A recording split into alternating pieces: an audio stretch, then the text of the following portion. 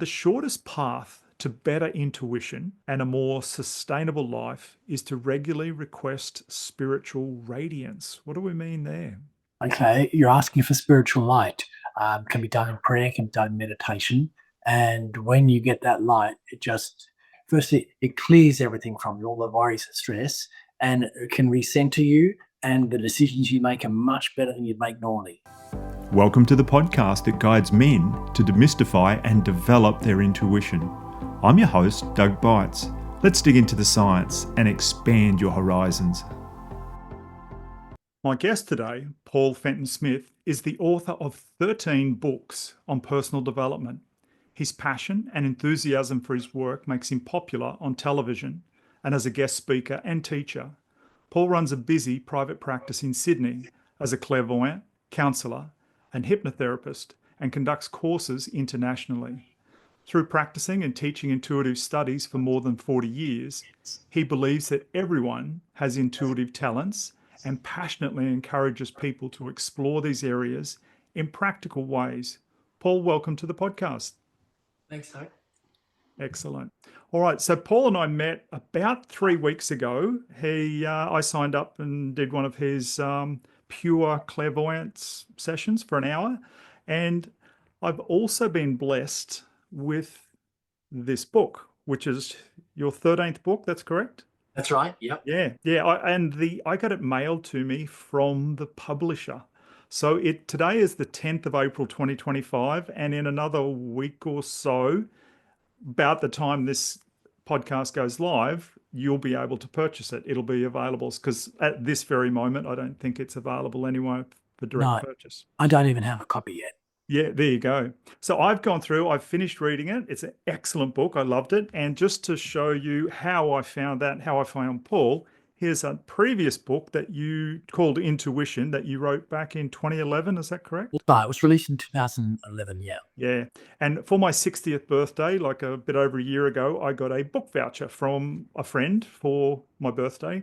And I went into a bookstore, looked around, got frustrated, couldn't find anything and left. Went back to the same bookstore a month later and had another look. And very quickly, that second trip, that book jumped off the shelf at me. It was like, yes. And absolutely loved that one. And that's how I discovered Paul. And he's got lots of books on all sorts of other things. So what inspired you to write this latest book? I was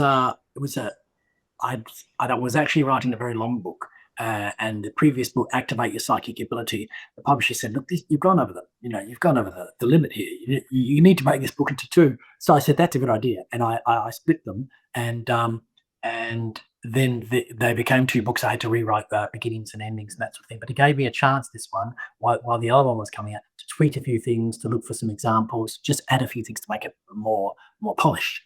So it's good. So you were too passionate and enthusiastic and created too much. Yeah.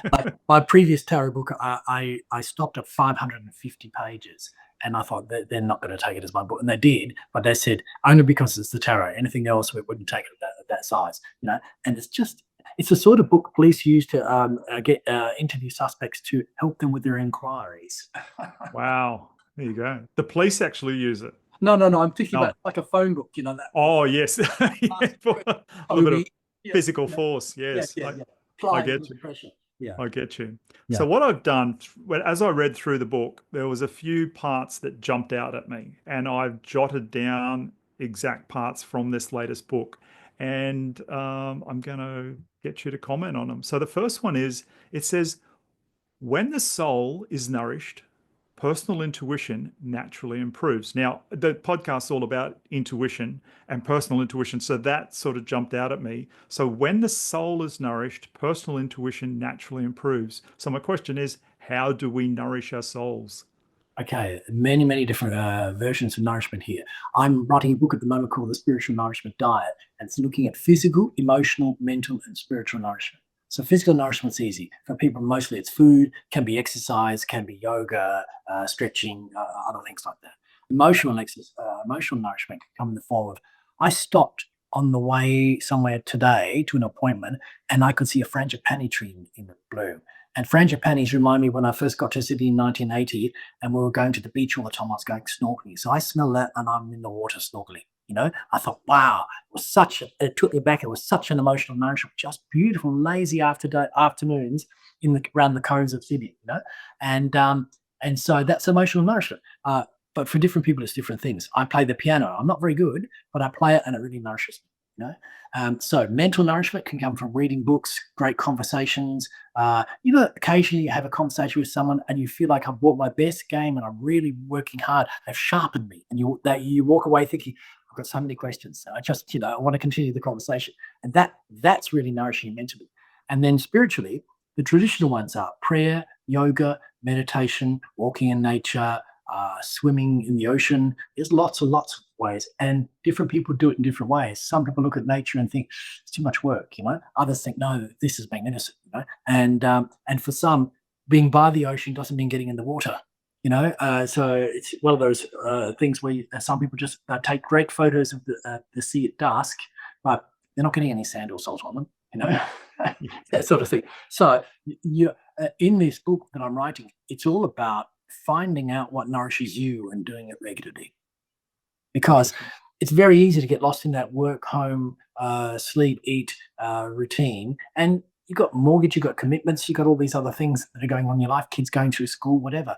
But without the nourishment, you're only halfway there in your life, And what I keep saying to students when I'm teaching them, actually, psychic development the purpose of it is to nourish the soul for its journey through life and beyond. So it's about remembering the bigger picture. One day you won't have this body. What will you take when you go? Because last time I looked, there were no luggage racks on coffins. Very true. I love that example you gave before about the frangipani trees and the snorkeling, because when we used to live over on a little tropical island just north of the equator, it was very Americanized, a lot of American friends, and I know a lot of my listeners are American, and you'll be wondering what a frangipani tree is. Over there, they call them plumeria trees, and I assume that's what in the US they call them. And they built the runway for the airport on the reef flat, and they lined the roadway that ran parallel all the way just outside the fence with frangipanis the whole way. So we used to go snorkeling out there a lot because there was this man-made channel cut through the reef flat, and it was probably 3 or 4 meters deep, like 10, 12 feet deep. And it was fun. And the current always went one way. So you'd walked up the reef flat in sort of knee to waist deep water, and then you popped in and you just drifted along with it. And when we got to the bridge, it was considerably narrow for a short distance. So the current sort of doubled or tripled in speed for 10 or 15 seconds, and you sort of whipped through there. And unfortunately, that was where all the really big fish were. They were in the really strong current because all the food is attracted to there. And so you would get a big, quick glimpse of all the real big fish, that was sort of 18 inches, 2.5 feet long, like you're like, wow, wow, wow, wow, wow, wow, and then whoosh, and out the other side. And then we'd come out. You'd be trying to avoid it, wouldn't you? In there, so you don't go bang. Almost. Yeah. And so it was great. And that was all lined with plumeria trees everywhere. And a lot of we did it, a lot of other people, because things grew over there ridiculously. We'd get 200 inches of rain a year. So we'd often find the very, very pretty ones and snap a little branch off and take them home and get them growing. So at our hotel, we had frangipanis or plumeria trees everywhere. It's bizarre to meet someone who has the same associations: the tree, the scent, snorkeling. Yeah. There you go. Great. Yes, excellent. So my next, actually on the same page, I highlighted this one. You said the most effective way to intuitively evolve is to focus on spiritual development. And so I suppose in a way you sort of answered to that above, like is how we do it. But any more comments there? The most effective way to intuitively evolve is to focus on spiritual development. It means some part of every day in your life, you need to put some time aside for spiritual development. So traditionally in religious communities, I'll put some time aside for prayer. In, say, Indian communities or around that area of the world, they meditate every day. So it's some time aside from the worldly stuff to remember the bigger picture, remember spirit. And if you look at it, in some parts of the world, they have 5 elements, not 4: fire, earth, air, water, and spirit. And so that's a fundamental part of everything. So this is my goal. I want to achieve this. spirit willing, I can achieve it. If it's not good for me, and that's the thing I'm always asking. So if I'm in meditation asking for something, I always say, if it's right for me spiritually, if it's not, I don't want to. I've got enough karma. I don't need any more. Thank you very much. So what I was going to ask there is it talks about focusing on spiritual development. I was going to ask you for your interpretation of the word spiritual, but in there I heard you say concentrating on spirit. Yeah. And so or focusing Yeah. on spirit. So we recognize, and like you say, with traditional religions, prayer to Yeah. the higher spirit, listening to the spirit, yeah, and that's spiritual thing, yeah. And in a different book, My Secret Door book, there I did some study in London in 88, 91. 6 months I was there in 91 with this friend of mine, Christine.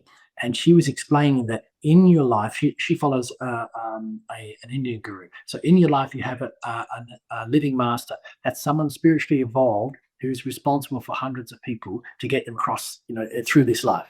And then when you die, you have an ascended master. So they're the big ones: Jesus, Buddha, Moses, Muhammad, all of the bright lights that have gone through, and they're responsible for take you the rest of the journey. And so she said, if you're not focused on and you don't need to be visiting the guru that's living, you can do it in dreams at night. Yeah, they'll visit you, you'll visit them. And I was actually in meditation this morning, and because I had the same, she said, you've actually got the same living master as me, and that's why she taught me. And he was there waiting for me, saying, you need to do more, you need to focus more, you're not focusing enough, and the hint was at your age, like so you think, I better do my homework, or I might not wake up one morning, and it's too late. And but actually, the more you focus on spirit, the less the world troubles you. You get into a great blissful meditation, and Taris, what's that? That's a thing. So all the chaos that's out there just isn't there. You're in that stillness, the absolute stillness, and returning to that gets easier if you meditate in the same place. So if you have a specific place you like to meditate, you set up an energy cord in shaft of light in a way in that spot, and it's easier to do it. However, you got to make sure no one else sits in that space. If someone else meditates in that space, they can drop a lot of their negativity in your space, and then your next few meditations are not very good. Yeah, no, I hear you there. And so yeah, so and I guess you're talking about there like the things that go on this planet that bother us. Yeah. When we don't focus on them, it just like 5 or 10 minutes or 20 minutes of meditation focus elsewhere seems to really, I very much agree, seems to really give us hours of benefit. Like it's almost like it's concentrated. That 5 minutes will give us 15 or 30 minutes of bliss, or yeah. Absolutely. And for people who struggle with meditation, lots of them do. There are people with a lot of physical passion and energy, vitality, often need to walk before they meditate, or make your walking meditation for themselves. Like that first kilometers just to get into the stride. The second 2 or 3, I'm in the zone. But the simplest way I've found, you get into the ocean. You're absolutely present, especially if it's a cold sea. First thing you do, when the first wave hits you, and you're back in your body. You can't be drifting around, because if you're drifting around, you're dead. You're flotsam. And so and it's just that amazing thing. Like it's like a meditation. I remember face down the ocean in the 80s and 90s around Sydney's coves. You're watching fish come in for dinner, and you're witnessing another world. You're just a visitor, and you just watch them come up, and they look at you, but strange. You're like, what are you doing here? And off they go about their business, and you think it's just everything was just forgotten. And it's interesting you say that, because I think I mentioned to you when we spoke weeks ago that for many years we lived just north of the equator and with a scuba dive resort. And have you ever scuba dived?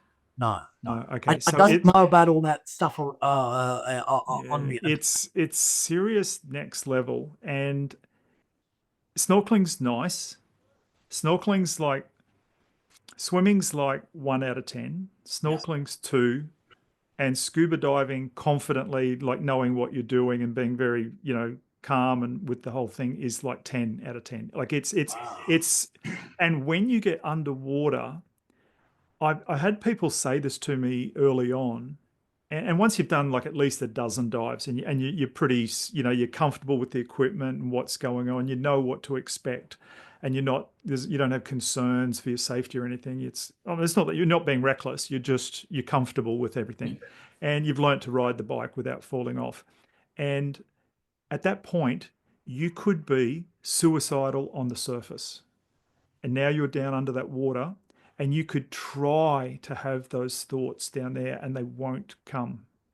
You Wow. you can try. Like I remember a few times when we were running the business, and we were there through the global financial crisis, like and business dropped off considerably, and money was tight and it was challenging, and we used to have to order and pay for our food 6 weeks before it would arrive. So it didn't help cash flow for the restaurant.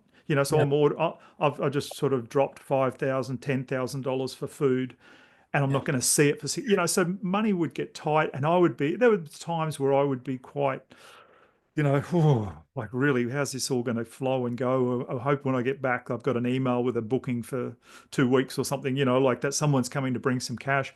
And then I'd drop under the water and I would attempt to think of those things and they wouldn't come. It was, yeah, it was really next level meditation, whether you wanted it to be or not. You It's a were. sanity boost. Yes, it was. And they say it's the closest thing you can ever do to going into outer space. And apparently in the early days, NASA did take, most of their astronauts, they all had to learn to scuba dive just to put them into a different realm, like just part of the training. And obviously it's not like being in outer space, but it's the closest thing you can do without going into space, because you go into another realm and the serenity is just phenomenal. It's So yeah. apart from the bubbles when you're inhaling and exhaling. Apart from that, it's insane. Yeah. Okay. So you would know what you're aiming for in meditation or prayer. Mm. Pretty high. It's a pretty high stake, because Yeah. a lot of people never get to that.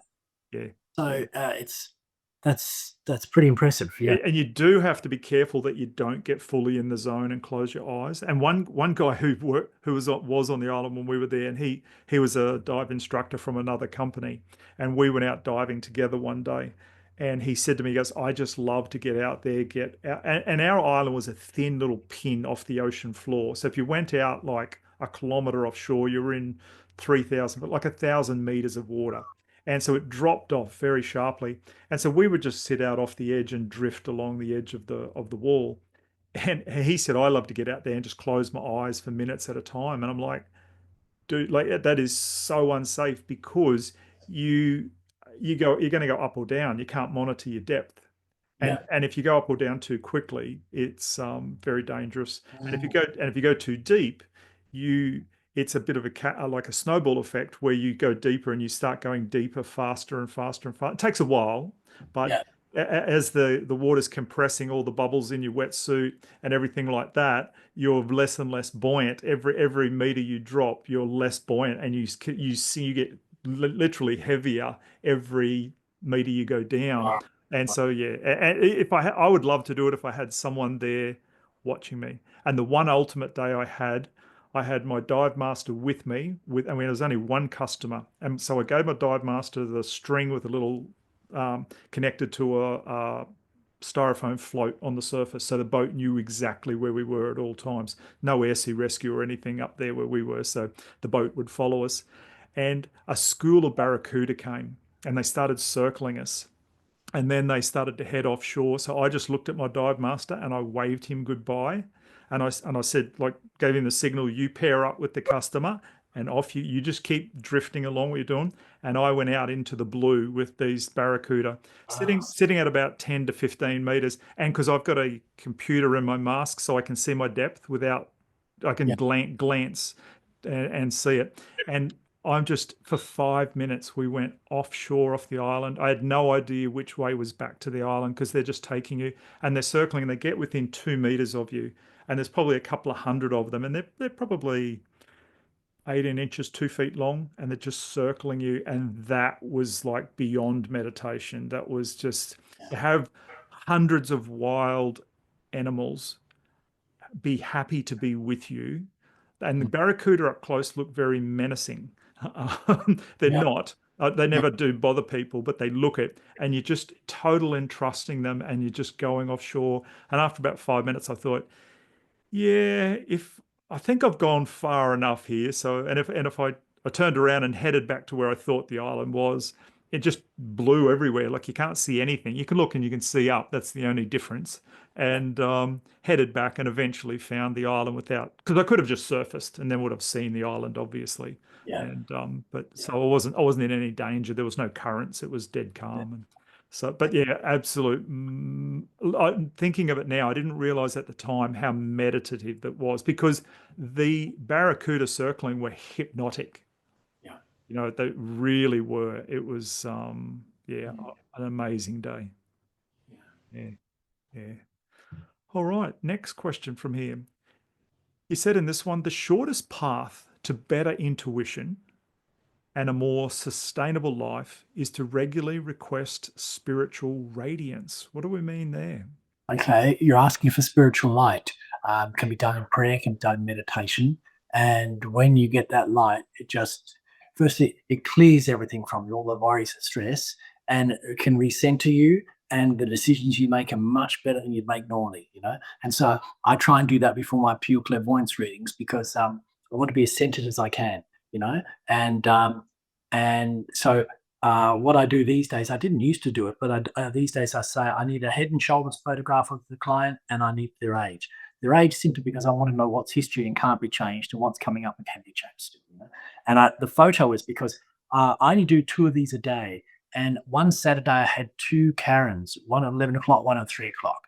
And I went into meditation, didn't realize I had these two of the same man watching the same reading. I meditated, met Karen in the meditation, asked for information about her Karen in the meditation, and it was 10 minutes to the hour before she was actually arriving for a session. And I realized that the second one, I thought, oh my God, that was 10 minutes of hell. What if I've got the wrong one and I've got no information when this client turns up? I'm starting cold, but the right Karen turned up, because it was a 26-year-old Karen, and it was a 52-year-old Karen, yeah, and just one of those things I thought, no, just make sure you've got the right person in meditation. I said, just a selfie. It doesn't need to be. And most people send me selfies, but every now and again you get some glamour shot and you think, I bet the client doesn't look like this today. Yep. Yeah. And, but anyway, Yeah. but bringing down that spiritual radiance, firstly, a 40-minute meditation can feel like 2 minutes. Just, you're still, you're absolutely still. And if you ask it, because I often meditate for information about client, information about myself, information about my own life. For instance, they'll just sometimes I'll ask for things and they'll tell me about this book needs this or this book not with this publisher, that sort of thing. Other times, out of the blue, they'll just say, this is going to happen in the next couple of weeks, and you think, oh, this is interesting. And when you're asking specifically for stuff about the next 2-3 years in your own life, I always say to students, ask them to tell you something that will happen to you in the next 48 hours, and they need to be very specific. Not a friend will call. Toby's going to call about the book he borrowed. He's lost it. He's apologizing. Okay. And then what happens is if in 48 hours Toby's run you and told you he's lost a book, then the rest of what you've got in meditation is right. If that doesn't happen, chances are half or even less than that is accurate. Make sense? Interesting. Yeah. Very, So yeah. basically, you don't wait 2 years to say, "Oh God, I was wrong. I was having a bad meditation," because the line between imagining and seeing is a very fine line. Mm, Yeah. yeah. Okay. So now I've got eventually intuition guides personal choices so you can naturally avoid drama and conflict. And I'll read that one again. Eventually, intuition guides personal choices so you can naturally avoid drama or conflict. Okay, so with this, the more you meditate, the more centered you are. Think about Zen masters or any people who meditate a lot, even if they don't consider themselves spiritual. They're more centered, and they can say it looks like this, but it feels like that. I'm stepping away. Because sometimes things on paper and situations look really good, but you can't necessarily tell and then if you step into it, you think doesn't feel like it looks. Mm. And so I mean, in practical terms, you could meditate and ask questions about situations, opportunities, if they're right for you, if they're if it's not right for you, what was the purpose for this coming your way? Is it to get you thinking about this for the next opportunity, what it is, But uh, but eventually, you just get to the point where you think, thanks, but no, thanks and yes. You just things are looking a little bit better for you. Like you're falling into fewer potholes essentially. Yeah. And I like that comment there, like, because I'm, this podcast's all about helping men to realize why they should develop their intuition and then ways to do it. So just to read that again, eventually intuition. So for the men listening, and you're wondering, why should I get into this intuition thing? Intuition guides personal choices so you can naturally avoid drama or conflict. And who doesn't want less drama and less conflict in their life? Like, I mean, some people might thrive on it. I don't know, but I know for me, the less drama, the less conflict, that is going to I'm going to naturally avoid it. Yeah. Like, Okay. man, No- I got my hand up. I want it. Yeah, okay, but also there's one other thing in there. It doesn't overrule logic, in that so men like to use logic when making decisions, and that's a good thing. All I'm saying is, if you had two tools instead of one, you could just do a bit of a better job. And so, on the surface, I've narrowed it down to these two options out of 15 options. These two jobs that look like the best jobs for me. Now I need to know what's it going to look like. And sometimes for clients, especially if they're going through the interview process but haven't found the job, I'll go forward 10 weeks, 12 weeks, and I'll describe the office situation, what it looks like, what's out the window, and that sort of thing. So that way, when they get there, they can say, "Oh yeah, I've got this one."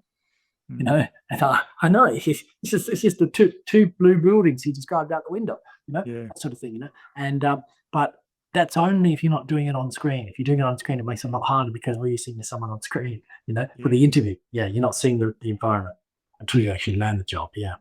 Yeah. And I liked how you described there a minute ago as intuition being a tool. And I like to talk to the way, because, if I was talking to a carpenter and I say to him, just go back 25 years and remember how you used to work back then, the tools you had. And and cordless tools have just been invented. And I've just given you a cordless drill, cordless saw, cordless grinder, like 6 cordless toys.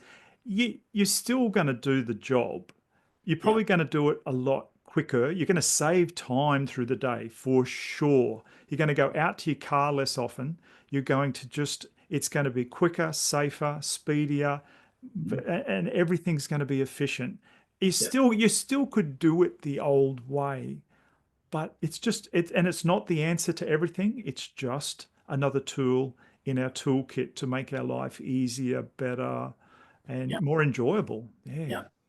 And obviously, there are different ways. For some people, dreams at night. I've got a sister who dreams that usually when someone's going to die, she'll know a week or two beforehand, and she's predicted like 4 or 5 of my mum's sisters, and the most recent one, it was coming up to Easter about 4 years ago, and she said, "Have you spoken to your sister?" Which one was it? Madeline, I think it was. And my mum said no. And my mum strongly gets off the phone. She's on the phone to her sister. She said, "No, I've been out gardening. Tell me I'm having a great time." She hangs up dead that night, And wow. and so I've got my sister on a retainer. Once a month, I send a check. Promise not to dream about me. I'm dead in the water if you're dreaming about me. It's over. And that's the only thing she can do. She's got no other control over the rest. She hasn't learned to train, essentially, And so that's just the thing that breaks through. And but you can train it. If dreaming is your thing, you can train it. So different people have natural skills, For some, it's instincts. It's all body sensations. And they're probably the easiest one for men to develop because they get that sensation about people, This dog won't bite me, And yes. I didn't say it wouldn't bite you. Sorry about that, Terry. And so because making those decisions throughout your life, it only takes one poor decision to derail you for 5, 10 years, or sometimes for the rest of your life. And that's a hard thing. It is. And part of what I say to people, a reason why, because some men are adverse to this sort of stuff. It's like, that's women's stuff, intuition. Like, what are you talking about that stuff for? And I said, just imagine if every man on the planet made one better decision every day of their life because they tapped into their intuition, they listened to it. Imagine in 3 months what the world would be like, where every man on the planet would feel better about themselves, would So, be less grouchy when they came home. Like, yeah. okay, so my favorite example for that one is I had a client, woman in her 70s, husband died, and invested in aged care.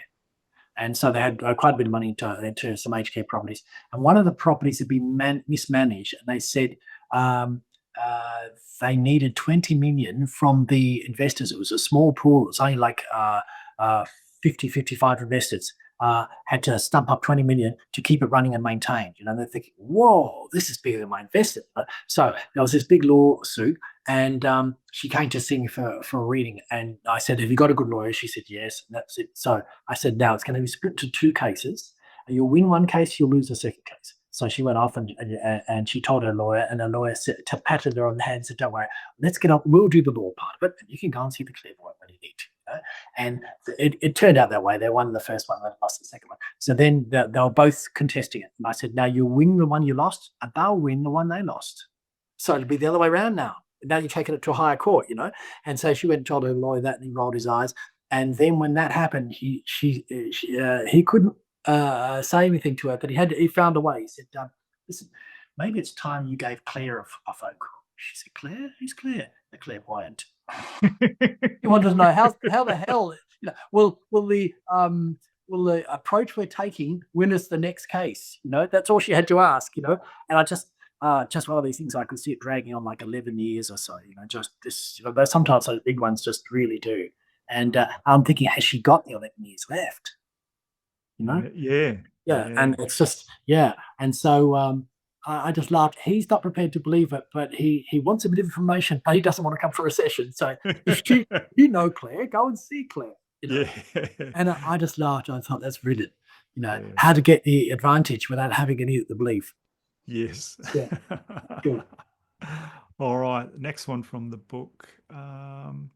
Developing intuitive skills requires patience and persistence, but the rewards include a lifetime of better decisions. And I guess we've been talking about that. So, Well, like anything, people want great results straight away, and then you want the people that are just greedy. I want lotto numbers and that sort of thing, But really, it's about people and different types of readers see different things. There are 5 types of readers. So you've got the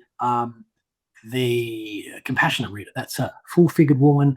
She'll give you a slice of cake and a cup of tea, a big hug at the end, so you smell like her perfume for the rest of the day. Just very touchy-feely sort of woman, And you feel like mummy's looked after me, And then the next ones are one that sees life patterns. They look at you and think, okay, do you realize you've left 3 jobs in 12 years the same way with the same type of boss? Tell me about your dad. I wonder where you learned this pattern, And they're looking for the patterns. They're showing it the way a psychologist looks for patterns, And then the next type is a bold and straight up. Look, he's not coming back. He's gay. He's gone to South America and lived with his boyfriend. You need to find a man who's interested in you, Just straight up, bang, So that's not for everybody. It could be overwhelming, that sort of person. But when you're feeling sorry for yourself and you need a bit of a kick, this is the person to give it to. And then there's the fully spiritual one with the incense burning and the genital earrings and that sort of thing. Spirit's with me. I've got a friend who visits the clairvoyant like this. She makes no predictions. She's a medium. And so a medium is someone who contacts the dead. They're a medium between this world and the next world. And she says to him all the time, your mother's here with you. And I say to him, so what did your mother say? Oh, she never said. No, that isn't a reading. That's just, anyone can say your mother's here with you. That's just a stutter, and it's just one of those things, but he loves it. He thinks it's the best type of reading he's ever had. And this is the perfect reading for him. You go there, you sit down, you have a cup of tea, and you smell like incense for the rest of the day. And she said 5 times my mother's been there, but he can't ask her anything. He can't get any information from her. You want a bit of a confirmation, And my favorite confirmation in one of those cases was a woman who sat down and she said, I want to know how my mother is. She passed away 2 years ago. And this woman in spirit. Just she said, "I told you should never marry him. I told you he was a drunk. I told you he was a gambler, and now you have to live with him." You know? And I told her that, and she said, "Yep, that sounds like my mother." It's my mum. Yeah. I'm great, you know. And then I got to a point where I thought I don't want to tell her anymore. She's had a life up here, you know. Yeah. And so sometimes people forget that when your loved one passes away, they're not suddenly enlightened. They're going to have some of their old bad habits, you know. Yeah. Interesting you talk about like patterns repeating. When we lived overseas, we leased 3 acres on the beach, and it was a long, narrow piece of land. And at the back of it, there was a mangrove channel with very tall mangroves, and behind that was a big high mountain. My sister and her husband came to visit once and stayed a couple of weeks, and my brother-in-law, he's quite a bit older than me, and he loved the place. It was great. He'd go and sit over on the beach under a tree for hours every day. And when we sold, we came back here and we bought the property we're on now. And first time he came to visit, he's walking up and down, and we bought 2.5 acres, and it's long and narrow. And he goes, "You realize that you've just duplicated here what you had over on the island?" And I'm like, "What are you talking about?" And he said, "You've got the running creek right there. That would be the ocean, because that's our boundary here on this property. Yeah. And the ocean, the Pacific Ocean, was our boundary over there." And he said, "You've got the big high mountain up there. It's long and thin and something else." And so all these geographical features. And it was like, wow. And when you, and we, I started to learn a little bit, only a very long time ago, about feng shui. And it talks about having the mountain behind your property is very protective, and these sort of things. And it was like, and I learnt that when we were over on the island, because we were on a little Pacific island, but it was volcanic. It wasn't like an atoll, so it had probably about 600-700 meter high mountain in the middle, even though it was very small. And yeah, and so I've repeated that pattern here without having any idea that I did it. But someone who went over there once for 2 weeks, and then their first trip here spent 10, 15 minutes here walking up and around the block, looking at all the fruit trees and everything and going, And I'm like, at first I thought he was mad. And then when I realized how he described it, I thought, "Jeez, how did that happen?" Fresh eyes. Yeah. Yeah. Wow. It was it was like, wow. And so sometimes, I mean, a lot of people roll their eyes at me with this next comment, so I don't say it much. But I often do look at life as a game. If just imagine we're in a computer game, computer simulation. Well, if I was a computer nerd and I knew how to code and make up a computer game, like I have no idea, but if I did, you wouldn't just make every game and every part of the game radically different. You would have like templates, and you would change them with colors and trees and things, and you'd make it all look a bit different. And it's like, oh, maybe I'm in the same game. I'm just further down the road, and they used very similar template, and they just changed it a little bit. And I was attracted to that one over there, and I'm attracted to this part here. I like this template. And and it's not an easy template to find, believe me. But No. and the pieces, the 2.5 acres, and on the island we had 2.5 acres on the one side of the road and a very thin, narrow bit on the other side. So it was identical amounts of land and in the very similar shape, like long and narrow. And it's just, yeah. Wow. It's almost as if I like that. Can we have another of those? Yeah. I'm having that dessert again, Pete. Next time I come. But back here, my limitation is everything's very expensive on the Gold Coast. So I can't have oceanfront like I had over on this little island where things were much cheaper. So my mentality is, I can't afford an oceanfront 2.5 acres. With climate change, just wait 5 years. Exactly. Yeah, there you go. There's the oceanfront I wanted. There it is. Yeah. So, but I also love running water. So like straight out the window, I'm looking at it right now. I've got the creek, running by, and nice. Yeah, beautiful. So, all right. And next question. Regularly topping up personal energy reserves ensures you make decisions without fear, greed, or desperation. So how do we top up our personal energy reserves? Okay, that comes back to the physical, emotional, mental, and spiritual nourishment. So you've got nature around you. So nature needs attention. So that would be physical nourishment. You're out there doing some physical exercise, weeding, gardening, doing a bit of that. Heaps of that. You'd call it work, but actually it's pretty good for you. Yeah. And you're in nature the whole time. So the energy is good. Okay. So then an emotional nourishment, that could come from anything. You might finish a job. Like one day, about 10 years ago, I sat down after mowing the lawn, little suburban lawn, and it was neat as. And I thought, that's a good lawn. And it occurred to me, if someone had said that to me in a reading when I was 20, I see you admiring the nicely cut lawn, I would have thought, I've had a stroke, something's gone horribly wrong. This is whatever medications that take me off the medications, whatever it was. But I just thought, you get to an age where I've made my corner of the globe just a little bit neater. It won't last for a week. For 2 days, I feel like king of this lawn, and it's just one of those things. So my joke is, whenever I see beautiful hedges, I've got hedge envy, more hedge envy, that sort of thing. And my wife started saying to me now, she'll pull up and say, "You take a look, you have hedge envy. Look at that, beautiful, neat, absolutely neat hedges." And so that to me is emotional nourishment. So you got to ask yourself, what would be emotional nourishment for you? And it won't be one or two things. I mean, in this diet, I ask people to keep a diary for 42 days, 6 weeks. And I say, make a list of 6 things that nourish you physically, and then emotionally, and then mentally, and then spiritually. And it takes them 4 to 6 weeks to fill those lists. Some never fill them. You think it would be easy to do, but it's just not. Just people aren't aware of these levels. No one's taught them how to do that all the time. And And I think sometimes associations with things can do that. I grew up in a very messy house, lots of brothers and sisters. Place was a tip all the time, But usually 3 Sundays out of 4, we would visit my 2 spinster aunts that lived together, and they had a piano, and you had to wash your hands before you could touch the piano. And it was the only thing in my life that was perfect, because you touch it and a C chord would always sound the same. It was always in tune, it was always clean, it was always tidy. And so I wrote a short story about it back when life was black and white, keyboard, and in black and white, things like children, everything's in opposites, And so I took up playing the piano, and I've had a piano for most of my life now. And the piano I've got now costs more than my car. I thought, I really want a good piano, but it's not about the quality of the playing. It's about the joy from when you hit that chord and it sounds the same. And we've had a funny year this year with lots of rain, and the piano was tuned last year, and it lasted 5 days. $220 in 5 days. I said, I'm not bringing this guy back too much. I think it's time for an electronic piano.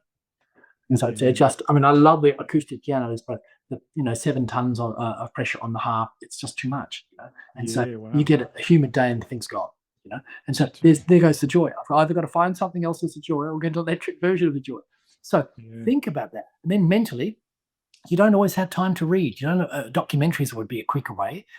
Conversations with people, or being among like-minded people that just in conversation stretch you a bit. Some of those, sometimes you feel like I've got to be my best game. It's, I've got a friend whose mum's like that.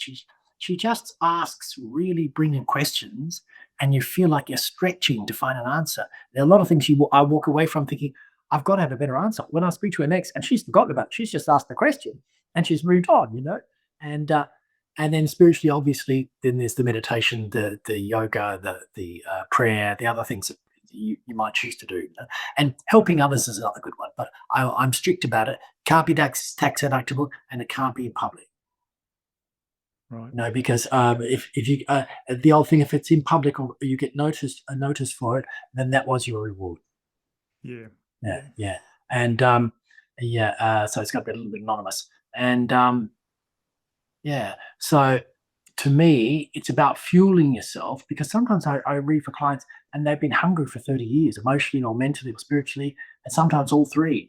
And when they are hungry like that, they eat more to fill the emptiness.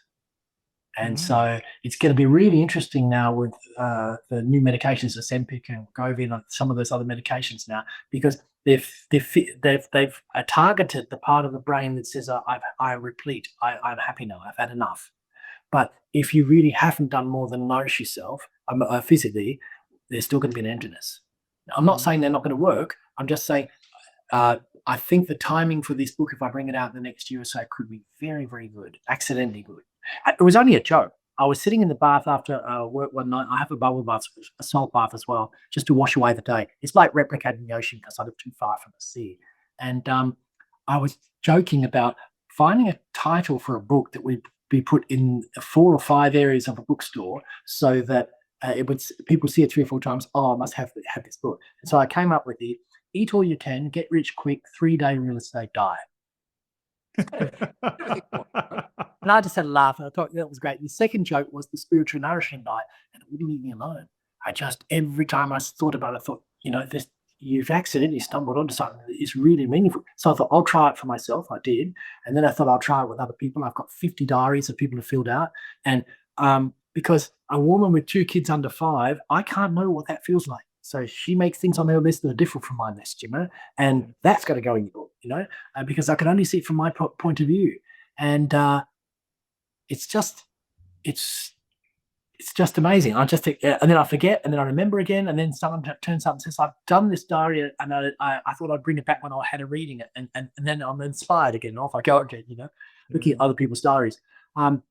So it's about maintaining nourishment, and I think I think we used to be taught that. I mean, talking about it maybe 80, 90 years ago, but I think we're less and less taught that now. It's all about just filling your stomach and getting and spending to some degree, and it's easy to get swept up in it, Yeah. Yeah. So when did all this start for you? Like, obviously you've, evolved through the years, Yeah. but what Okay. age were you when you started I was professionally doing this, and what happened through your childhood that directed you to that? Okay, well, at 17 years of age, a good friend of mine put my name down for a 12-week palmistry course.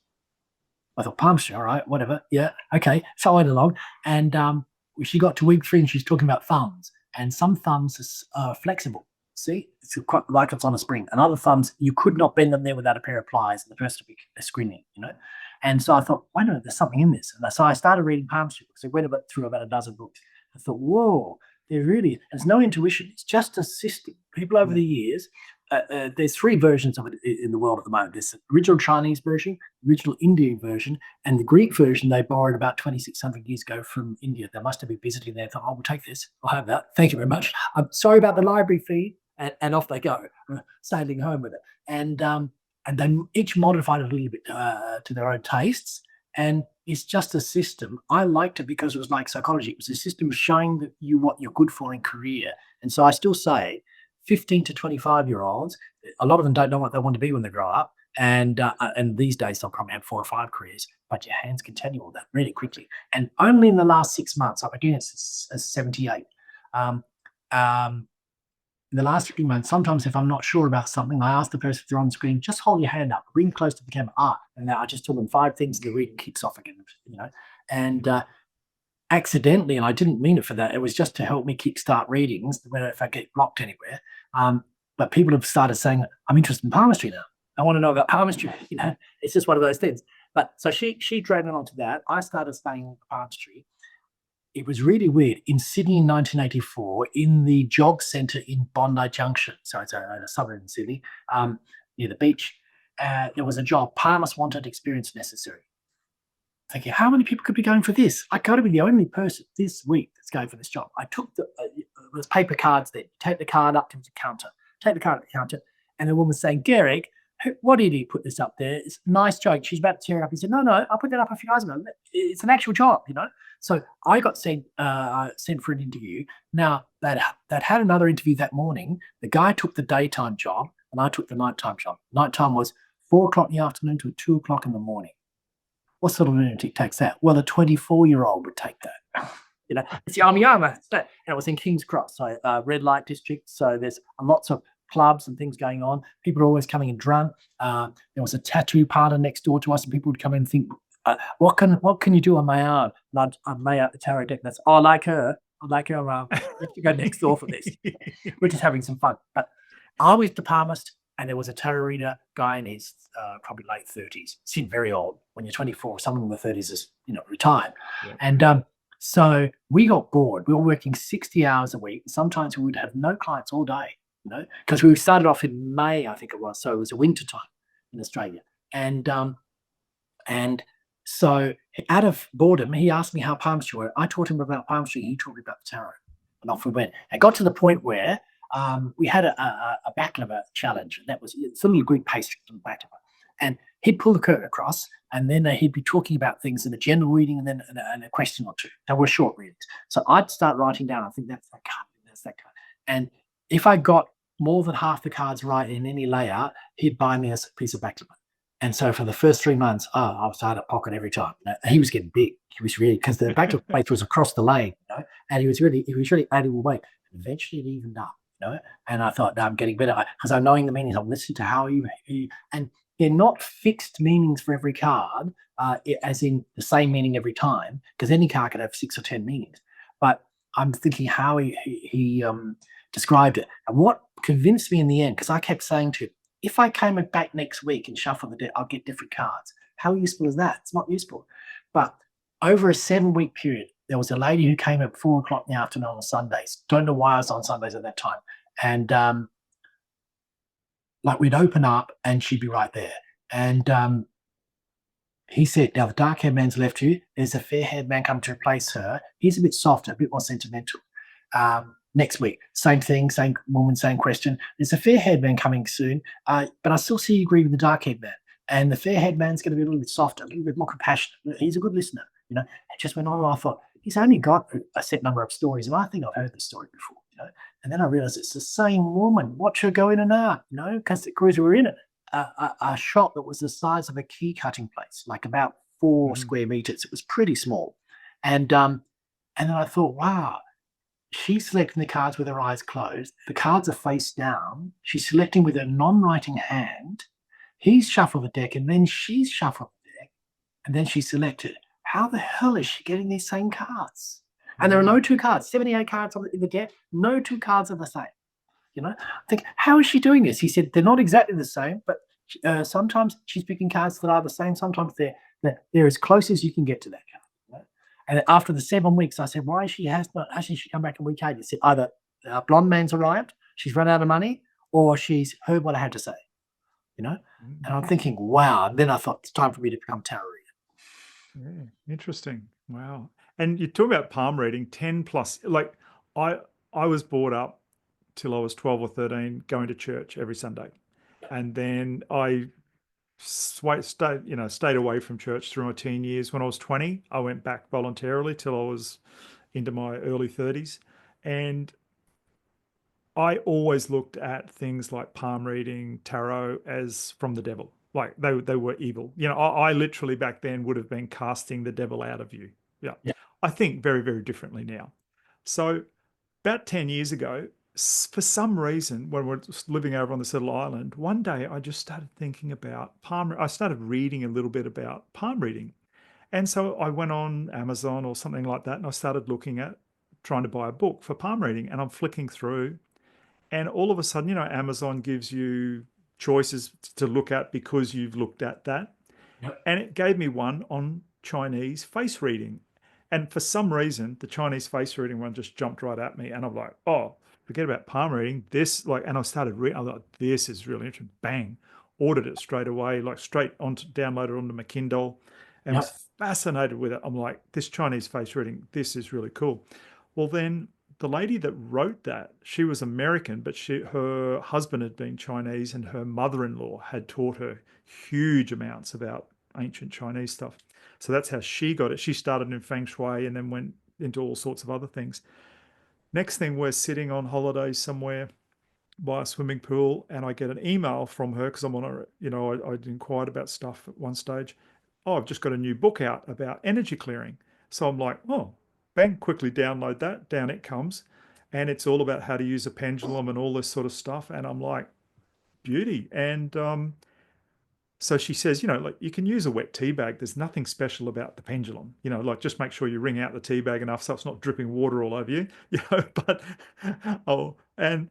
it's just a rock on a piece of string or whatever. And so I couldn't get this thing going. But I was so fascinated with it. I said to my wife, I've read this book and I'm really interested. And this lady's running a 5-day course on this stuff in California in 2 months' time. I really want to go. And my wife's looking at me like, I know you're a fruitcake, but now you're really nutty. Like you are losing the plot.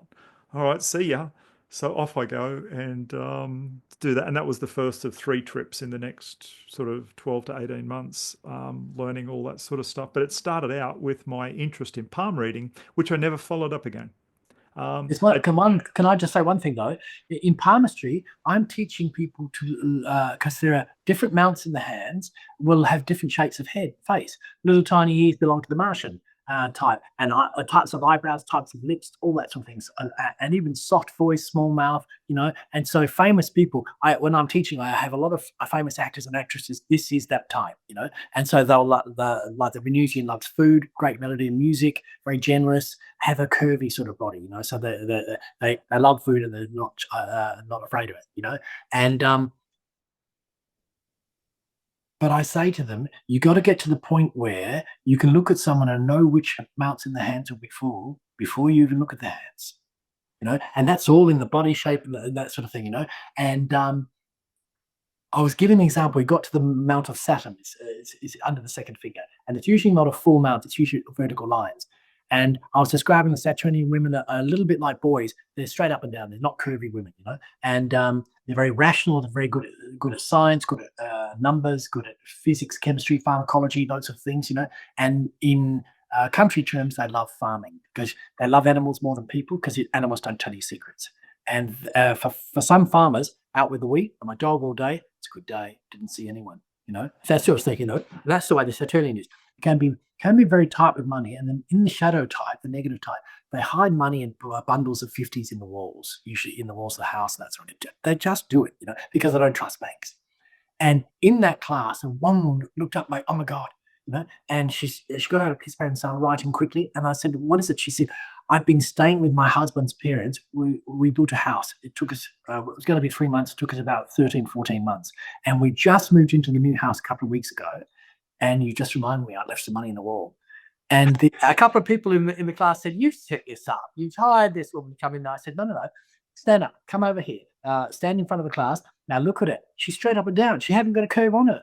That's what a Saturnian looks like.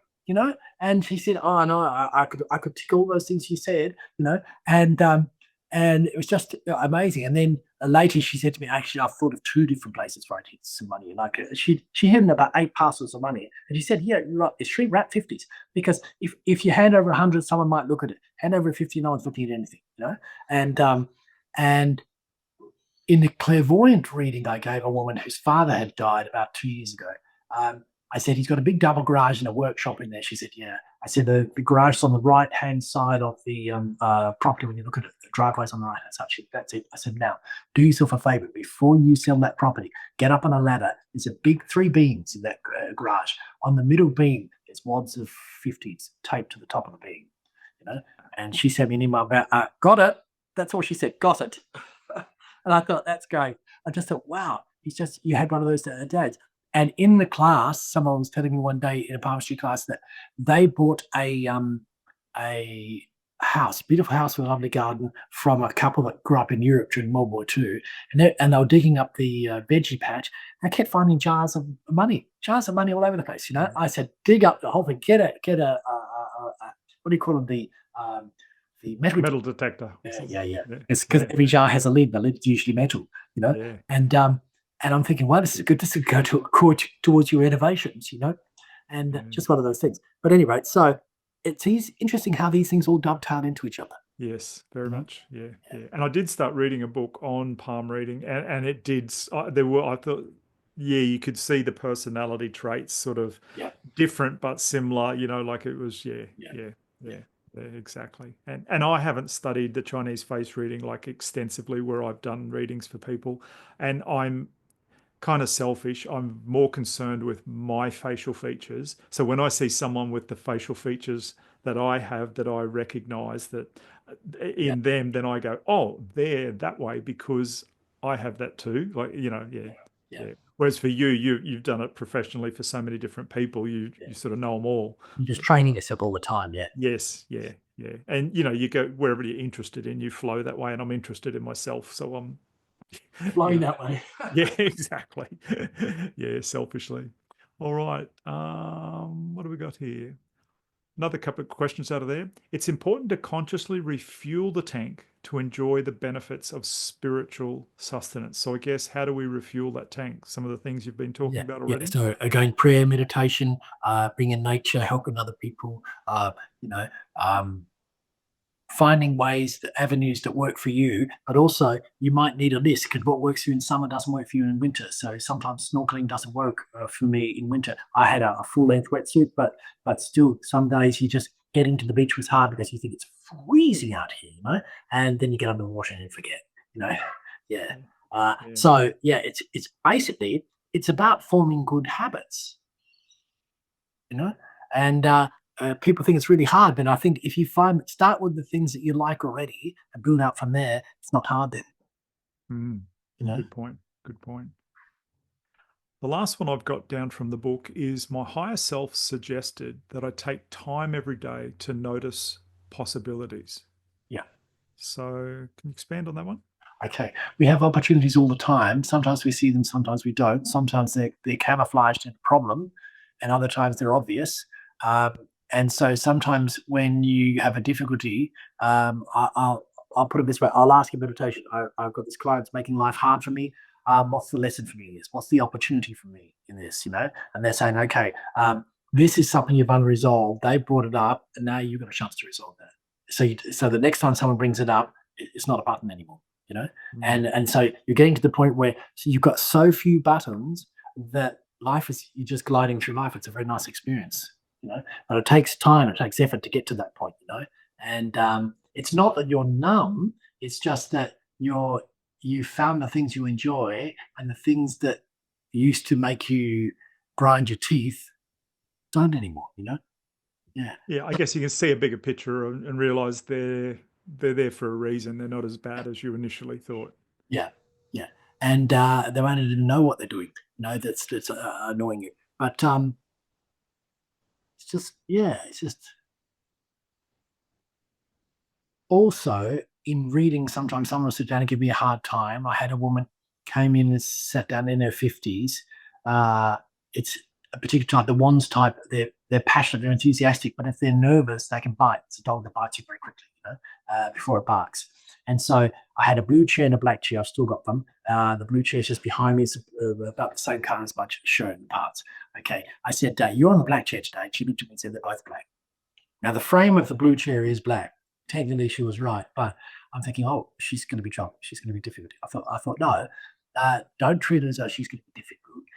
I sense that she's nervous. So you have to be, first, you've got to be accurate. Second, you've got to pace yourself to her pace and let her get comfortable in the space. You're used to the space she's not comfortable with, And she listened to what I had to say, didn't give much reaction to anything, left. I thought, I'll never see her again. She came back a year later and she was smiling. It's like, I know this place now. I've been before. It wasn't a bad experience before. And I thought, wow, this woman's so different. But she wasn't nervous. So this was just her thing of, I'm in an uncomfortable situation. I've never been here before. Who's this guy? Who does he think he is? And so I sit down and say, well, I don't know who you are. I'm going to hope to discover you in this reading. And then and that's where being centered comes in. So if you're easily put off center, a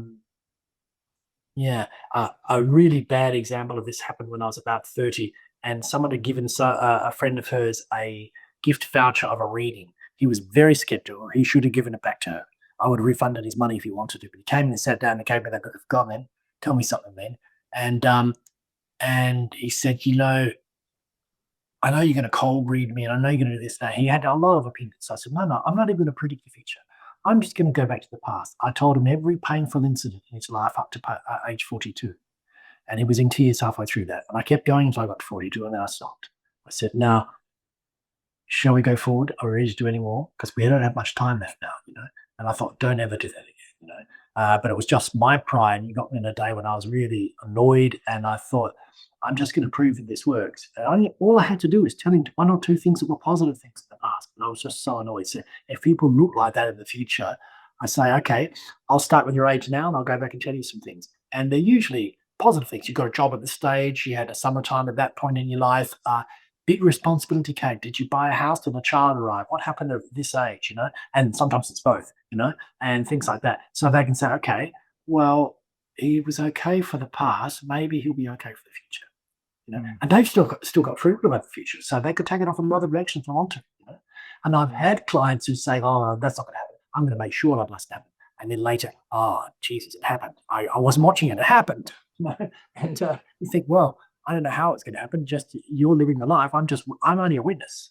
And yeah, I point out sometimes in a reading, it's like being in a cellar, a dark cellar with a torch. Only what the torch beam illuminates is what you can see. You can't always get the context.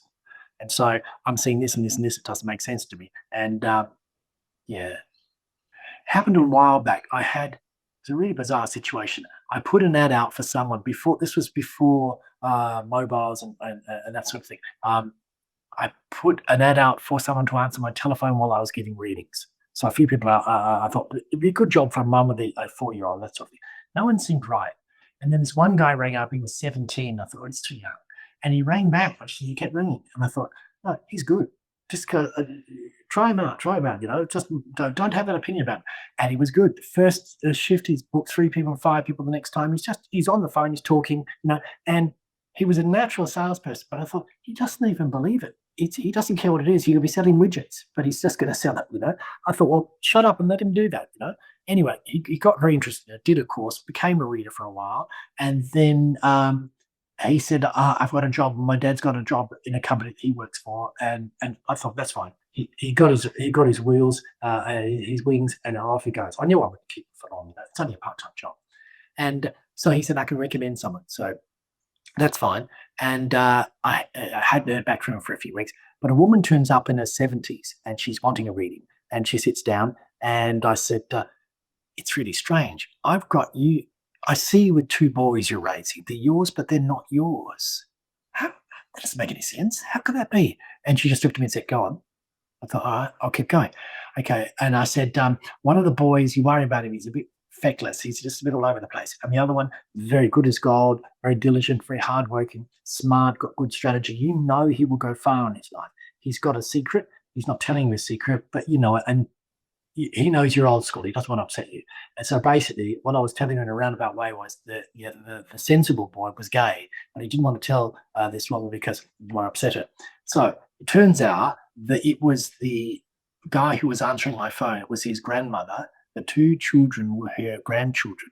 What happened was her son got married. His wife had postnatal depression after the second child, really badly for 5 or 6 years. So the boys came to live with her, and they lived with her as they grew up. You know? So they were hers, but not hers.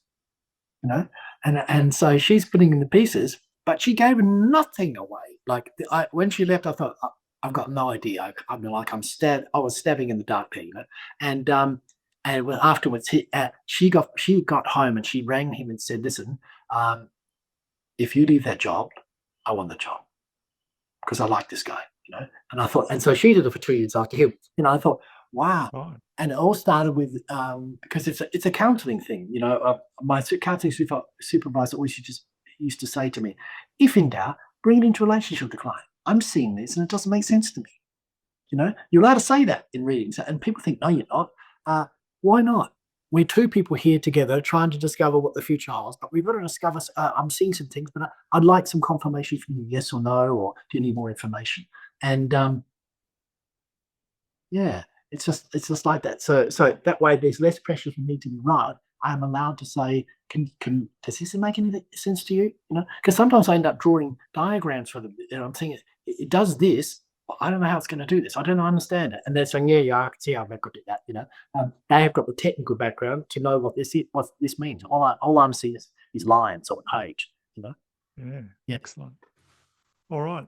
So, as a little treat for the listeners, I've talked with Paul before we started here about doing 1 or 2 tarot readings as a demonstration for you. And it's not something I've ever had before. So I've got a couple of questions here for Paul. And Paul's, so you talk us through what you're going to do with the deck, because there might be listeners who are very familiar with it and listeners who aren't. My only experience with personal tarot reading is when we were living on the island and we had announced to our family and friends that we were selling the business, moving back to Australia. A friend from another island was a very, very part-time tarot reader that I knew nothing about. And she came and had drinks one Friday afternoon with my wife and a couple of other ladies, and I wasn't there at all. And she pulled out the tarot cards.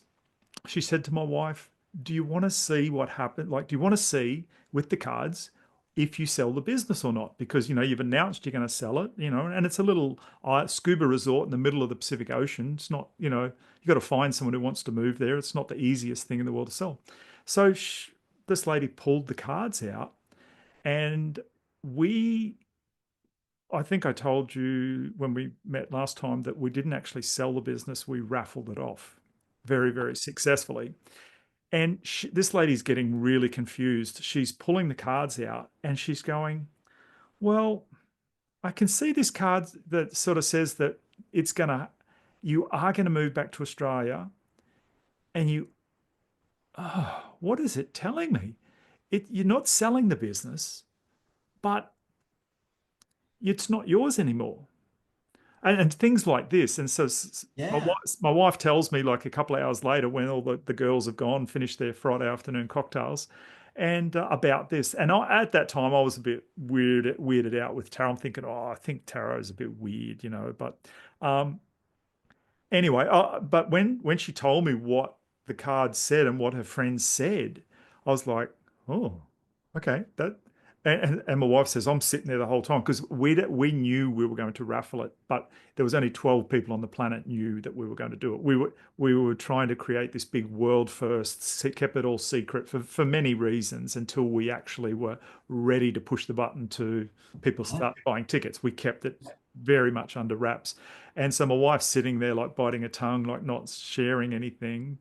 Not being able to give a friend feedback. And had she been able to, a friend would have gone, that makes sense, So, and this friend, she worked full time for the US government. Like, she was not like a full-time tarot. I didn't even know she had tarot cards, but obviously she'd been doing it for a long time. And she was, in my opinion now, she was quite good at it for doing it very part-time. Yeah, I hope she found out that she was accurate. Well, her and another friend went, they bought some tickets. They wanted to win the place. They knew it was, it all made sense to her like a couple of months later when it was all happening. So, yeah, interesting. So, you explain what you're going to do with the deck. Okay, so the tarot is a short-term window, 2 years into the past, 2 years into the future. So it's not good for world peace, asking questions about world peace or things that are happening in 10 years or 20 years. Palmistry is good for big picture, but only for you, not for people around you. So different types of tools and systems that readers use benefit the clients in different types of ways. But this is good. It's very popular because it is short term. You can ask, will I be offered a suitable job in the next 12 weeks? Can I get this amount? Will I be paid the amount I'm asking for my house? And will it sell in the next 12 months? Whatever it is, So what I would do is, because you're not here with me, normally you would do this, but what I would do is I cut the cards, I reverse them a few times, like so. Like, some of the cards will be upright, some will be reversed. They'll have slightly different meanings from those. Okay. And there, I give the cards a brief shuffle until I feel comfortable.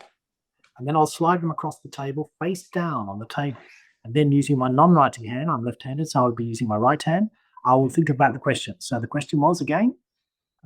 And I'm very familiar with what you've done there because I've watched some of your YouTube videos of how you lay them out. So one of my questions here was, I do currently have a part-time job, but what other creative work avenues will be open to me during the next year? Okay, good question. It's broad enough, but still precise. I'm just going to get some cards for you now.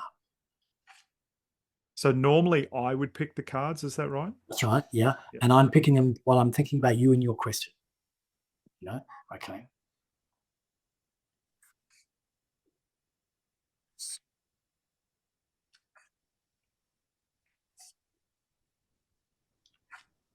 Okay, so this is good. So I'll describe what I'm seeing, and you can tell me if it makes any sense to you. So in the past, I can see you working very hard. It seems to me like you had an attitude that if you want a job done properly, do it yourself. Yep, 100%. Yeah, okay. And, sometimes that's because there's no one to delegate it to. Other times it's because you just like it done to your standard. Present time, it feels like you got a lot of creative ideas floating around at the moment, but nothing's grabbing you enough to go forward. And that we're not talking about work now. We're talking about ideas for creativity for yourself. Yep. The energy around you, which is the Lover's card reversed. I'll bring it up to the camera so you can see it a bit more clearly. And you just held it upside down. That's significant. Yeah, because it's reversed to me, the reader. Yeah, okay. So if it was upright, it means it's time for you to go forward and you're happy to move. You make a choice to go forward now with creative things, because that's what the question's about. Because it's reversed, it's saying you're deciding about something, but you're not really 100% in there. You're not both feet in. And if you've moved to an island in the middle of nowhere and set up what you did, you're not half a foot in person. You're both feet in. So this means you're not a flaky person. You're just thinking it doesn't grab me enough to I know it's going to be in my work. So that's exactly how I feel. Yep. Okay. This is a card of teaching. And so is that part of what you're doing now, or is that something new? I do. I'm a fire safety advisor, and 3/4 of that I'm out teaching people fire safety. Okay. Yeah. Okay. I've just added this card. It's a funny card to add to it because Page of Cups, it can describe a young person, but I don't think in this case it's a young person. What it can also describe is psychic or intuitive development. And why would you be teaching that? You'd have to learn it to be teaching it. Yeah. And so I'm wondering if because that's another way some people learn things. They get excited about them, like I have with my spiritual nourishment diet thing. And I'm running a course twice this year, 2 courses actually for the year is out, just to teach other people how this goes, to hear what questions they ask, so I can write them down, so I can flesh out the book. Sometimes teaching is learning. I've always found I learn 100 times more when I teach something. Yeah. Yeah. And so I'm just seeing you teaching there. Okay. Now, these are your hopes and fears for the future. So attitude for the next 2 years. Okay, so Justice card. Justice card upright is taking responsibility for what you want and getting some support to get there. When it's reversed, it can suggest expecting some opposition to some of the plans you have. Some people might be thinking, "Oh no, he's doing it again. He's off on another win." Okay, now I've got 2 different women around you having a bit to do with you. First one comes up as this one woman. So Queen of Cups is somebody who's soft, kind, sensitive, sentimental, loves the ocean, usually private sort of person, warms up to other people slowly, bit shy, but emotionally can read the room very quickly. And the second woman's complete reverse. Strong, bold, assertive. This is the sort of woman that says, "Listen, I asked for the steak to be done well done. Tell chef if I have to come in there and show him how to cook it, I'll be pressing his face to the grill." And she means it. She's tough, very assertive, doesn't back down. And if she has to put you through a window backwards, she can do that too. So strong, assertive, doesn't need any assertiveness training, but passionate, great teacher, hands-on, and very competitive. If you want her to do something and she's getting a bit uncertain about it, just tell her, "I dare you to do it," or "I don't think you can do it. You're too old for it. You're too young. You're too short. You're too tall. Do anything." And she'll say, "Watch me." So those 2 women, the first one you described, I think I know who that is. Okay. Potentially the second one. Yeah. What involvement will they have in my life? The first one is a person who will be able to, if you're coming up with an idea and talking about it, she'll say, "It feels right to me." The second one says, I've got some ways to get this going. She's a bit of a project manager. She says, "Come on, I'll kick you off and you can do the rest." She's passionate. She says, "Doing is learning. Get it done." Okay. And I'm just going to add one more card here. Now, this is a tricky thing because it's telling me the next 18 months and possibly at the moment. This card upright is about being nourished emotionally and spiritually. When it's reversed, you're not feeling as nourished. So you're going through the motions. Nothing wrong with your life on paper, but you feel like, I don't feel like I'm bringing something that's as meaningful or getting as much meaning from what I'm doing as I used to. Right? And we do that for a time. We go through that. So if I add signs in here, I've got Aquarius, Libra, Gemini, Sagittarius. Four different signs here. Now, just give me a second. I'm going to ask intuitively, see if I can pick up a bit more information. I keep coming back to teaching. You're a passionate teacher. You're a hands-on teacher. I think you'd be the sort of person, I'm going to teach you how to build a wall. And together, we're all going to build this wall on my property from here to there by the end of this course. And everyone's pleased about it. Look, we did this. It's drying now. It'll be really good. It'll be here in 50 years, But actually, they've paid to come and to be contractors for you. But they're learning because you're telling them, we mix it this way. We've got to put it in there. We can't get any more than this many rows of bricks on at a time because the pressure's going to be, the weight of them, that you're explaining everything as you go, But they're learning. Okay. It's weird. I'm seeing you teaching a course where it's 3 or 4 days in a row, and you ask them questions on the first day, and you're talking about nourishment. You're talking about personal nourishment, emotionally and spiritually. And the second day, you're saying, okay, you've had time to think about this. What did you wake up with in the morning? What was your first thoughts about how you can nourish yourself more? And then the third day, you ask them the same question. It's like you're drilling it into them. Every day you wake up and you ask, how can I advance myself from my knowledge yesterday? And you put them through a whole lot of exercises, and they can't decide what works with them best. So I like your approach. What you're saying is, tell me the things you hated the most about what we did. Never doing that again. No. And you said, right, you eliminated some things. What have you got left? Okay. You either add to what you've got left or you pick something from what you've got left, And so there's none of this shades of grey. You're drilling down all the time to get to be really focused on what works for them or what doesn't.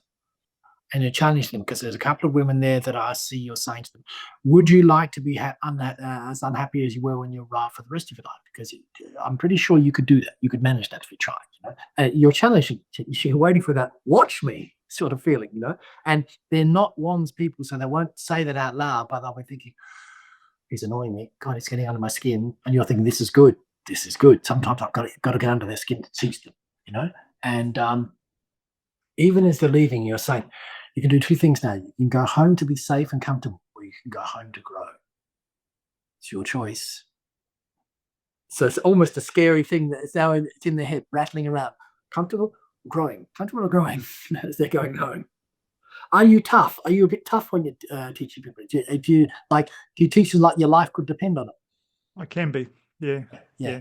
I get, because when I taught people to scuba dive, it was never economical for me because I always over-taught them, because I never wanted to hear that one of my students had trouble underwater, or the worst scenario, they died. Because you should not go underwater for 1 hour.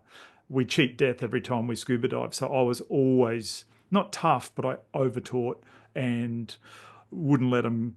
There was no easy pass. You had to be very competent, because when I'm not here, you have to be able to do it on your own. Yeah. So you've got that look of a teacher who says, I'm not here to make friends. I'm here to get them thinking. They've asked me to help them change. I'm going to help them change. They're going to hate me, and one day they're going to be bragging about me to somebody. This guy probably, honestly, if he had a nail gun, he couldn't have done more damage. But I got here. You know what I mean? And it's good. It's a nice way to teach, because if you're not trying to win over friends, you can just lay it out, because these are people who've read a lot and done nothing with it. And it's flaky theory without doing. That's why when I'm teaching people, I always say, doing is learning if you're paying attention. So let me just go forward a little bit more. I've seen you helping a friend. He's doing some landscaping on his property, and then he's going to come over and help you with yours. Is there any parts that you need to landscape? Yeah. Okay. Yeah, there is. Yeah. And have you got the friend do you know the friend that's going to be doing that? He's doing his first. He's saying, can you get me your hand? And you come up with some ideas and thinking, this is good. Actually, no, this is good. And some of them, there's one thing that it takes you a few days. You think one way, he thinks another way, and you both come up with a way that's different from both ideas, but works better than both ideas, either of the ones you suggest, and it's good. And so you got ideas in mind, but you're ready to hear what he has to say when he gets there. He might come up with something different from you, and you might be all ears for that, and it's good. I think you got 2 projects. You'll get him back again for a second thing. And so, but he must be very earthy, because he says, all right, before I come back for the second thing, you've got to do something more for me. In other words, I want my payment first, and then I owe you this, and then I'll come and do yours. Doesn't matter. You don't care. You got the time for it, Yeah. Do you spend much time in helicopters? I like helicopters, but no, I don't spend much time in them. No, haven't been in one for a long time. I'll tell you the scene I'm seeing, and it doesn't make sense to me. Okay, the guy's flying, and you're looking over the side. You're saying, down there, that's where it is. Can we put ourselves down there? And it feels like there's almost like in among lots of trees, there's an oval or there's a piece of green grass that's just by itself. It must be it's rectangular, so it's not actually an oval. But I'm wondering, it could easily be like a school over or a football pitch or that sort of thing, And the grass isn't brilliant, but it's pretty mowed. And you're looking for a location to put some people down, and they're going to find their way to a certain place. I'm thinking they're going to have a compass, they're going to have a few things, and some will only need their phones because the compass will be in the phone. And they're going to find their way, and whoever gets there first, we're looking at, and you're being prepared to trek back and find someone. Actually, I think someone's left on the oval that you put there deliberately. When everyone's gone, they then find their way back and look for anyone that's been got lost on the way, And it's like orienteering. Lunch is waiting for you, or the crumbs of someone else's lunch are waiting for you if you take too long, And everything's intense. So you weren't expecting to hear about you painting watercolors or anything, were you? No. Good. No, definitely not. It just feels like there's too much adventure left for you to have, And yeah. My wife will be so happy to hear all this. Yeah, she's going to be happy because you're out of her hair for a while. She should be like, oh, here we go. He's off on a new adventure. Yeah, that's right. Just take the matches away from somebody, before he burns the forest down. Okay, let me just ask one more thing. Okay, they're saying this is a lull period before the next adventure. Make the most of this, rest, remember this, take some photos of you taking it easy, because when it gets busy and you're dreaming of something, you want that photo. That's the life. It was me. I was having that life, and I got bored with it. I want it back again now, because you're uncomfortably freezing and you're starving and all the rest of it, because you put yourself through that. Yeah. Very interesting. Sounds exciting. And the funny thing is, with those courses, I can see that they're all relieved when they leave, and so are you. They've all what, sorry? They all feel a sense of relief when they're driving away, like, I survived it, I'm not dead yet, I didn't lose a limb, I don't think I'll do it again. And you're thinking, like, oh, I'm glad they're gone. Everybody's happy for the result. Yep. Okay. Interesting. Very interesting. Because of that. Yeah. Okay, so, right, what's your next question? Okay, next one. What is the underlying cause of the issue with the big toe on my left foot that I injured nearly 8 years ago, and it won't heal properly? Toenail keeps falling off, constantly tender. So I'll point out I'm not medically trained, so I won't be doing any diagnosis of action thing, I'm just going to have a look. Okay, let me just put some cards down. Where did it happen? Here or overseas? No, here in, probably 50 to 100 kilometers from where I am now. Now, I'm going to ask you, I mentioned this before, to put your right hand up to the camera. It's too close, back and a bit higher. I'm looking, oh yeah, there it is. Okay, so I'm looking for this. The bottom section of your hand there, opposite the thumb, down the bottom, it's fleshy. It's called the Mount of Pluto. And I'm asking for that because I'll show you with my this card. It's a card for Pluto. So this tells me, and I didn't see this when I saw you. You can have your hand down. That's fine. Okay. Didn't see this when I first met you, and that is, you've got a very long memory. If people are kind to you, you remember it a long time. Someone betrays you, you remember it a long time. And there's a part of you that likes intensity. You don't get scared easily. I would imagine you, in books and films, you like a good mystery, a good thriller, not the bloodthirsty ones, the ones where he did it, she helped him, and this is some intricate way of smuggling something out and getting away with it. But I wouldn't want to sit next to you in the cinema, because you'd be saying 4 minutes into where he did it, she helped him, and this is something. Shut up! I've got 90 minutes to go in this thing, and on it goes. Okay, so let's go back. I've got a woman around you in the past, practical, sensible, hardworking, feet on the ground, lacks a bit of self-confidence. Always works harder than she gets paid for. Who's that? Probably my wife. Okay, what sign? Aquarius. Okay. Can be good with money, can be pretty sensible about money and worries a little bit about it sometimes. Needs a bit of nature around her, but I'm talking about tamed nature. Doesn't have to be too wild. She wouldn't mind a kitchen garden, a lemon tree, some things that give her something in the kitchen. And but realistic, which is good. Okay. keep getting this woman too. Wonder who this is. This Queen of Wands again. So passionate, independent, assertive, natural teacher, a bit bossy. Yeah. So probably 3-4 years ago, I studied for 1 year online as an intuitive life coach, and everything online was live on Zoom. And this sounds like my intuitive life coach teacher. Okay. So why is she coming up around you now? You can do some more study with her. Okay. I'll ask you. I haven't planned to, but yeah, Right. she's still teaching, that's for sure. Okay. Well, this card reverse is about holding on to something from the past. I need to go back. 17 years of age is coming up, and 14. 2 issues of 14. 14 was a hard one. There was something at 14 where you feel like, God, the road's just ended. I've got to find a new road. So that's pretty young in your life for a road to end. So what was happening when you were 14? Do you remember? When I was 14, I had one time I was very adventurous, and I went off and found some gold top mushrooms and had a extreme session on those, to the point where I've never touched them again. Those 8 hours felt like 8 years of hell. And yeah. So it tells me there's part of you still holding on to that. What happened at, did I say 17 or 18? I can't remember. You said 17. Yep. Okay. All right. So 17 was the other one. This feels more emotional. Feels like a lot of turmoil in your emotions and pain with that. Was there someone you wanted to have a relationship with, you couldn't? Was there something that there's a feeling like you're afraid of loss somehow? No, I don't think so, because my wife now, we got together on my 16th birthday, and we were going along full steam when I was 17. Okay. Was it to do with somebody else then? Your mother, somebody else around you? Not that I can really think of. Okay, I'll leave it with that.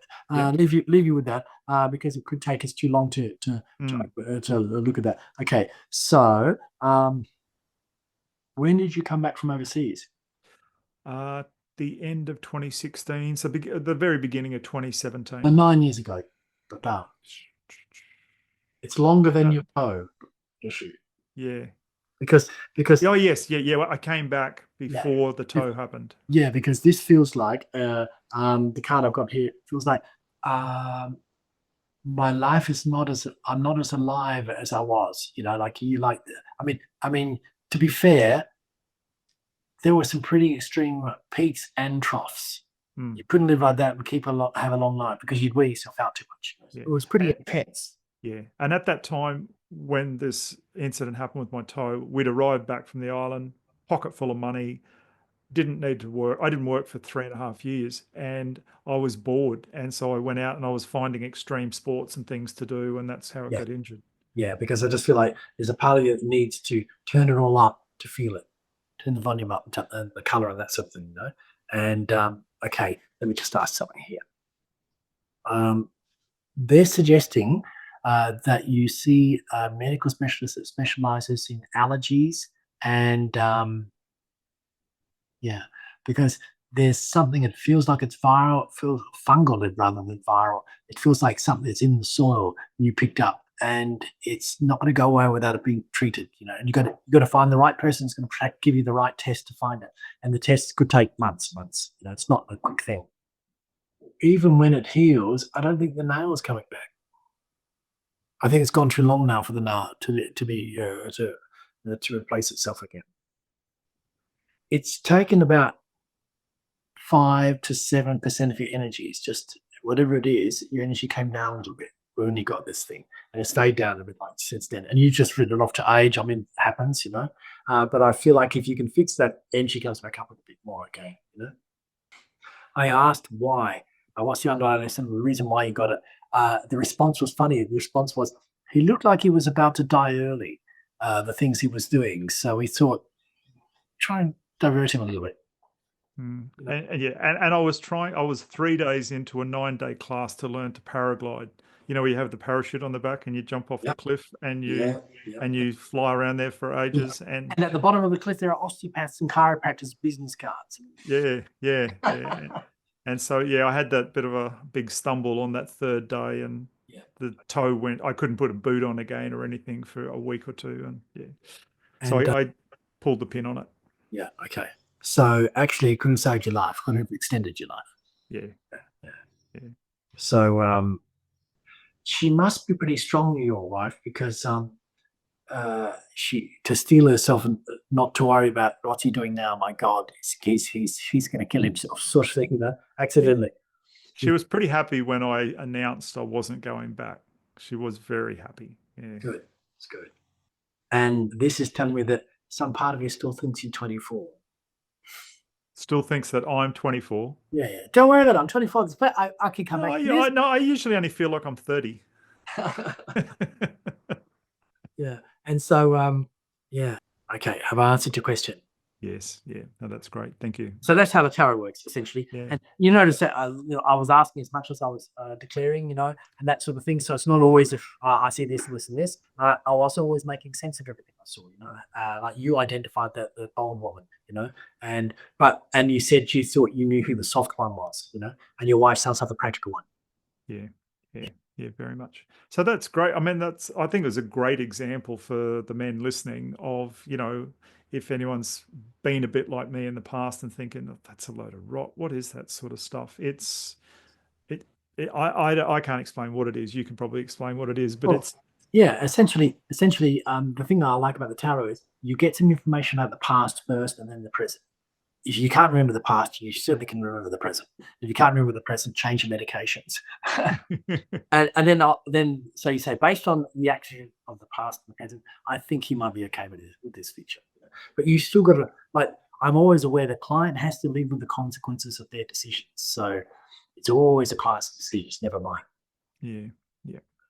Interesting. Yeah, that's really good because, like I say, I'm here to help the men realize why they need to develop their intuition and how to do it. And if we feel we get stuck somehow or other, we've got the universe has people like you to read palms, do tarot cards, etc., or just like you did with me, a pure clairvoyance reading for an hour. And they usually know nothing about you. I get a first name only and a phone number. That's it. And then the person arrives or the person's on screen, and that's sort of, and you're going from there, and so from this side of the table, from the practitioner's point of view, it can be a lot of pressure. And I say to students in advanced courses, the pressure never goes away if you're doing the job properly. If you're taking it seriously, the pressure shouldn't go away, because if you get blasé about it, then it's a very cruel thing. You're not connected to the person, what they're going through. And so for the men listening, tell us what classes you run, like palmistry or tarot. I do intro tarot, advanced tarot, and tarot masterclass. I do intro palmistry. I haven't run an advanced palmistry actually, because I pack so much into the intro one. And I'm returning to teaching astrology again soon. I teach psychic development. I teach short courses like psychic protection, psychic cleansing, how to cleanse your home, how to cleanse your workspace, that sort of thing. Just things that can just improve your life a little bit, keep you focused on the things you're doing.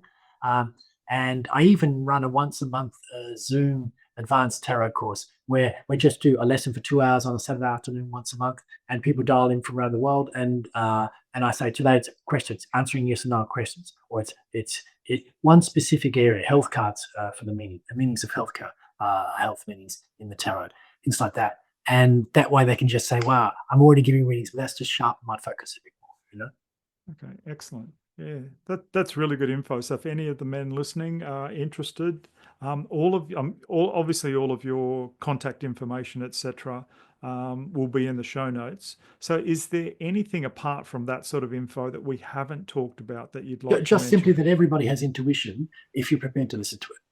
If you're prepared to listen to what so for instance, when a client says to me, I dreamed this, I don't know what it means to me, to the client. So I say, what does that mean to you?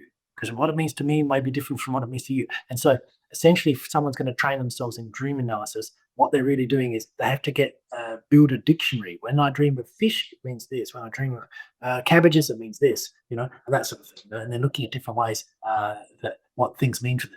Then they can start looking. Or unless you're my sister and you get it really clearly, sing a funeral for so and so, and so I just know she's going to get up at my funeral. So I told everyone. I just didn't, I just knew it, and that's fine. But her stipend will end that day. Yes. Yeah, interesting. All right. thank you very much for your time. I've, as we said in the intro, you run a busy practice there. So I thank you very much for your time. I've You're welcome. thoroughly enjoyed today. I enjoyed 3 weeks ago when we spent more than an hour together doing the Yep. reading with all sorts of other weird and wonderful things that Paul told me about myself that I'm not sharing with the viewers at all. That was all very personal and that sort of thing. And even today, I'll be honest with everyone listening, it was challenging for me to come up with these questions because I'm bearing my soul, because I don't know what Paul's going to say. So I've come up with the most mundane, basic questions I could, but still you brought so much out that was Yeah. personal about me. Yeah. So I wasn't about to come up with some, Yeah, full because on sort the of thing, question. the truth of it is, both of us don't know what I'm going to say No. when we start, and that's Yeah. sometimes part of it. Sometimes I've got a quick mind, but I've got to switch it off and let the voice carry it, and let the instinct, the intuition take over sometimes. Yeah. Excellent. Okay. Well, that's superb. Thank you for your time. And too. to all the men listening, I'd have another listen to this one. And if you're interested, go into the show notes and see Paul's contact details and hit him up for a session. Yeah, it'll change your life. Thanks, Paul. Thank you. Well, we're at the end of another thought-provoking episode. Remember to subscribe so you'll be alerted to new episodes. I want to say thank you to the men who are joining me on this journey of intuitive development. I truly hope our time together has expanded your reality and reinforced trust in your ever-reliable gut feeling. Embrace your intuition. It will not lead you astray. Until next time, stay tuned, stay curious, and trust your gut.